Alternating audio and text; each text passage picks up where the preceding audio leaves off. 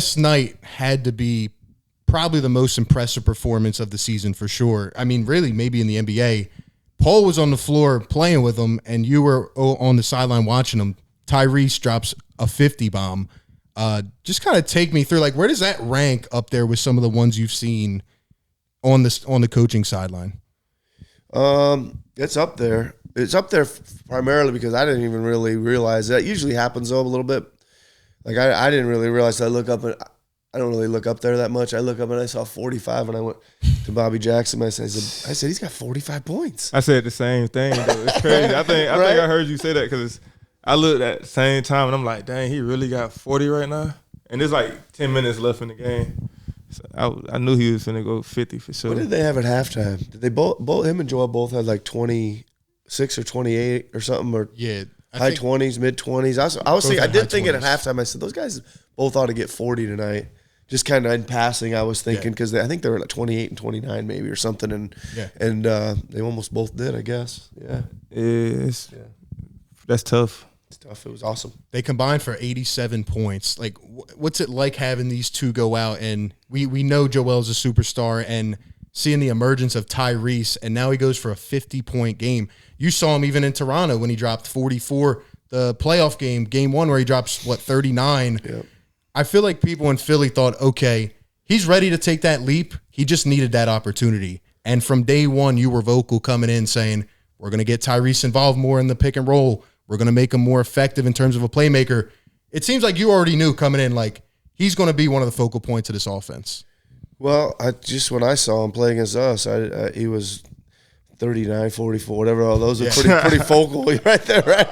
Pretty focal point right there for me. I was just kind of wondering what was everybody waiting on, because when I'd see him up close myself, it was like let him go a little bit, and I'm more like, it's his position, you know. I think he's doing a really good job of getting the team run now. He's getting us into stuff. He's you know, people say, oh, is he really a point guard? He is. You know, he is. He just needs the reps, and he'll grow into it, and he's growing super fast there. But, man, he's so fast, right? He's so fast going right. Now he's going to kill you going left with all the three balls. Like, take your pick. What are you going to try to do? And then he's got to just kind of separate, and, like, he can look at you and dribble, and all of a sudden, I don't know, he's over there, and you're still over there, and he's shooting a deep three, and his shooting percentage is super high. So he's got a lot of talent, man. I mean, Paul on our last episode said he has no ceiling, and I am still kind of a bit surprised. I'm not really, when I look at his personality and, you know, his work ethic, but, you know, he comes into the league, and the main gripe against him was him shooting the long ball. He shoots 30% his first year.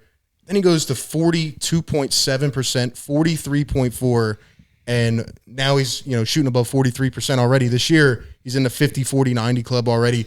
And Paul can speak to this too. Like, what is it like? How impressed are you with the way he is growing? Did you expect him to be this caliber of player, or, I mean, is this taking you back at all? I'm gonna speak. I don't think nobody expects anybody to be that good of a player. You feel me? Like, I was impressed for sure. Even the first day of training camp going in, and, you know, I'm, you know, 58th pick in the draft, so I'm not really out there getting reps, but I see him out there getting buckets on them.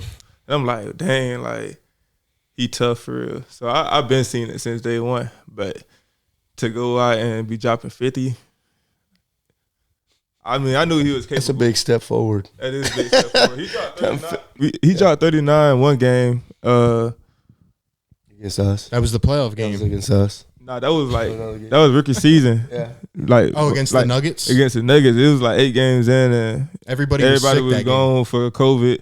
And so I was out there with him, and he dropped 39. I'm like, dang, like, he like that for real. Yeah. That's when you knew, that moment right there? That's when I was like, yeah, he one of them. He different. And, you know, for me, looking at him, that's my teammate. And it's just, like, inspirational for real. Made me want to go out there, go harder, and you know, play harder type of deal. So it makes it easy playing with somebody, you know, who that skilled. Just like Joel, just like Tobias, I feel like we got a lot of pieces on our team, and it's like makes hooping easier when everybody playing the right way also.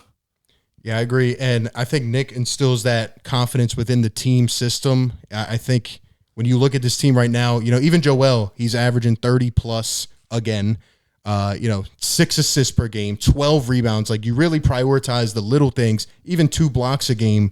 And even Maxey had 3 blocks last night. Like, it's just the leap up is insane. And I think you're bringing out not only the best in the guys, but I think they all believe in each other. I be seeing Joel play harder too. Like, on defensive end, it's like he be out there really blocking shots. You be moving on defense, like looking real agile. I be like, okay, hold on. I ain't seen this Joel yet. Hold on, what's going on? It'd be interesting. It'd be good to see. That's the 2 things that impressed me about those 2 guys. I think Tyrese's assist to turnover ratio is, I don't know what it is, but he's had a couple 10 and 0s, 11 and 1. I mean, it's got to be way up there. That's been, and 2 things on Joel: the rim protection when he's playing at that end has been good, but his offensive rebounding too. He's getting big offensive rebounding numbers. I mean, he goes in there and he wants to get it, he's going to get it, and he's been going in there and taking some of those down and putting them back in, and those are I call spiritual points. You know what I mean? When he's down there and we miss one and he just knocks everybody down and grabs it and lays it in, then we're like, you know what? Like, the other team's looking around like, what are we going to do, man? What are we going to do, man? Like, next thing you know, it's a 12, 15-point game and we're out of there, Yeah. I definitely think he's balled in. And, you've done it with Kawhi before. You've done it with Joel now. Like, that element of buying in, I think, is so important. And, Joel trusts everybody now. Tyrese trusts everybody. Tobias trusts everybody. There are so many depth pieces. For once, there's too much depth on this team. For years, everybody said, let's get a bench. We need more shooting. We need more wings. It's like now there's guys fighting for minutes.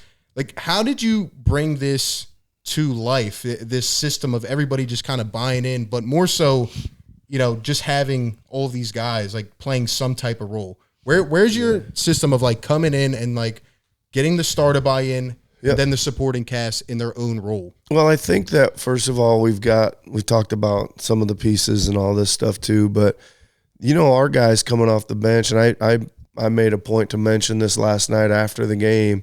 There was a stretch where I thought where Paul, Pat Bev, and D-House, man, were just like, they were just tough. Like, they turned that game around with just 3 dudes out there fighting, man, and playing, and just super hard, just like, we just weren't leaving without scoring, and they were just having to, we finally shut the water off on them on offense. I mean, they were flooding, gushing, whatever it was, and those guys, we stopped them and made a couple turnovers, and the biggest thing I think is